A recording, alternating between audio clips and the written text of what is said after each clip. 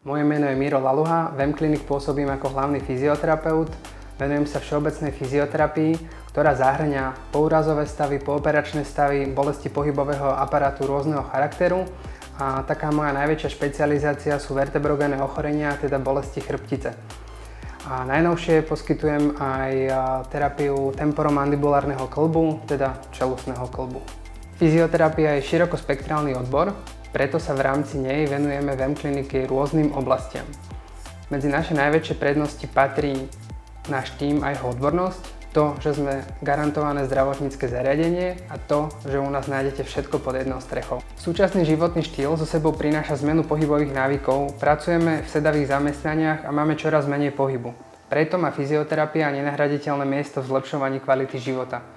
Pri návšteve fyzioterapeuta je dôležitá dôkladná diagnostika, nadstavenie terapeutického plánu, no a v neposlednom rade aktívny prístup klienta.